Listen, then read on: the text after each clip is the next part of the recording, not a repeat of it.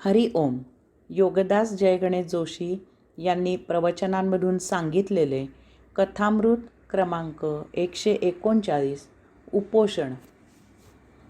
अफलातून नगरीमध्ये सर्वत्र रस्त्यांची दुरुस्ती करून नव्याने डांबरीकरण केले गेले. आता रस्ते कसे चकाचक, नव्यासारखे, गुळगुळीत, मोठे सुरेख झाले होते.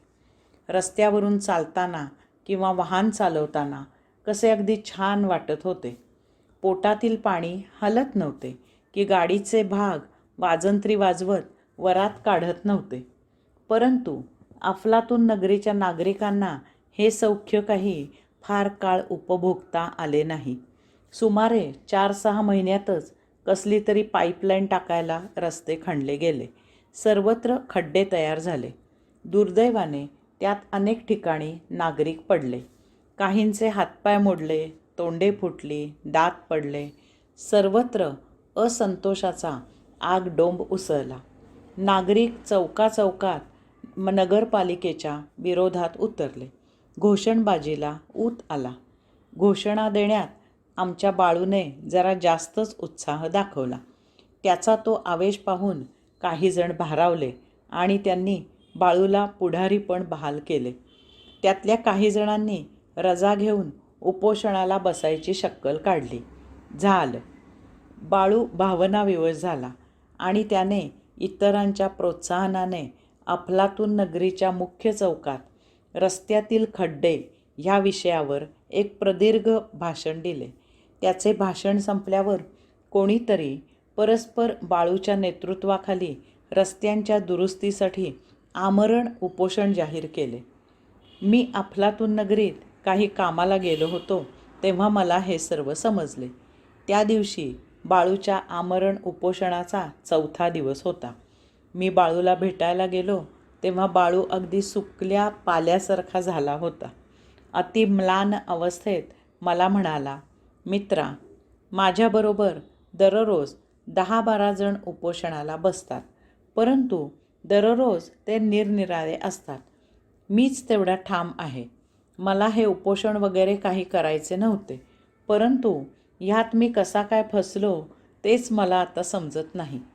काहीतरी कर आणि मला यातून सोडव. आता त्याची ती दयनीय अवस्था पाहून काहीतरी करणे भाग होते. म्हणून मी माझ्या परिचयाच्या वृत्तपत्राच्या कचेरीत गेलो. तेथे मला एका कॅमेऱ्यामनने यातून सही सलामत बाइज्जत बाहेर पडण्याचा मार्ग सांगितला. त्याप्रमाणे मी पांढरी टोपी घालून बाळूकडे माझे मुख करून, म्हणजेच कॅमेऱ्याकडे पाठ करून, हातात तिथेच पडलेला एक रिकामा ग्लास घेऊन बसलो. वृत्तपत्र कॅमेऱ्यामनने चटकन फोटो काढला. बाळूला मी त्याच्या घरी पोचवले. दुसऱ्या दिवशी वृत्तपत्रात त्या फोटोखाली मजकूर होता, वरिष्ठ अधिकाऱ्यांनी रस्त्यावरील खड्ड्यांची खातेनिहाय चौकशी करण्याचे आश्वासन दिल्यावर मोसंब्याचा रस घेऊन लोकनेते श्री बाळू यांनी आमरण उपोषण मागे घेतले. कथामृत क्रमांक 140. किंमत. एकदा एक मनुष्य उदास आणि निराश होऊन एका मंदिराच्या आवारात एका बाजूला रडत बसला होता. चांगला धडधाकट, पिळदार शरीरयष्टीचा, तरणा बाण, नवजवान होता तो. परंतु हताश होऊन खाली मान घालून शून्यात नजर खिळवून रुदन करत बसला होता. त्या मंदिरात दर्शनासाठी एक साधू आला होता. त्या तरुणाला रडत बसलेला पाहून त्या साधूला त्याची दया आली आणि त्या साधूने त्याची चौकशी केली. तेव्हा तो तरुण त्या साधूला म्हणाला की गेले 2 दिवस मी काहीही भीक मिळालेली नाही. माझ्या पोटात अन्नाचा कणही नाही. त्यामुळे जीवनाबद्दल हताश होऊन मी रडत आहे. माझ्याकडे काही म्हणजे काहीही नाही. तेव्हा मी जगणार कसा ह्याची मला काळजी वाटत आहे आणि त्यामुळे मी रडत आहे. त्यावर तो साधू त्या तरुणाला म्हणाला की अरे, तुझ्याकडे काहीही नाही असे तू म्हणत आहेस, परंतु मला तर तुझ्याकडे लाखो रुपयांची संपत्ती आहे. ती सूर्यप्रकाशाप्रमाणे स्वच्छ दिसते आहे. त्यावर तो तरुण खिन्न होऊन हसत त्या साधूला म्हणाला की बाबा, माझी चेष्टा आपण का करत आहात? मला काही मिळवून देऊ शकत असाल तर द्या, नाहीतर निदान माझी चेष्टा तरी करू नका. तेव्हा तो साधू त्या तरुणाला म्हणाला की चल माझ्याबरोबर, मी तुला लाखो रुपये मिळवून देतो.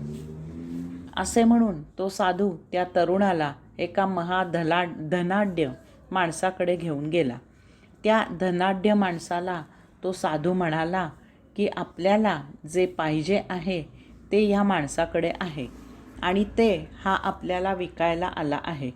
त्यावर तो धनाढ्य माणूस फार खुश झाला आणि त्या तरुणाला म्हणाला की भल्या माणसा, मला एक किडनी नाही, माझ्या मुलीचे एका डोळ्यामुळे लग्न अडले आहे, माझ्या मुलाला एक हात नाही, माझ्या बायकोला एक पाय नाही. तेव्हा बोल, तुझ्या किडनीची, डोळ्याची, हाताची, पायाची किंमत बोल. तू सांगशील ती किंमत मी तुला द्यायला तयार आहे. हे सर्व ऐकून तो तरुण धूम ठोकून पळत सुटला. साधू त्याच्या मागे धावत गेला आणि त्या साधूने त्याला झडप घालून पकडला. साधू त्याला म्हणाला की बघ, चांगले 15-20 लाख रुपये मागून घे, तो धनाढ्य एवढे पैसे तुला सहज देईल. पळत कोठे सुटलास? पैसे मिळवायची चांगली संधी आली आहे. त्यावर तो तरुण म्हणाला की ह्यापेक्षा मला कुठेतरी काम मिळवून द्या, मोलमजुरी, गडी काम, काय वाटेल ते काम असू दे. जे काम मिळेल ते मी मोठ्या आनंदाने करीन, पण माझे अवयव मला असू देत. हरी ओम.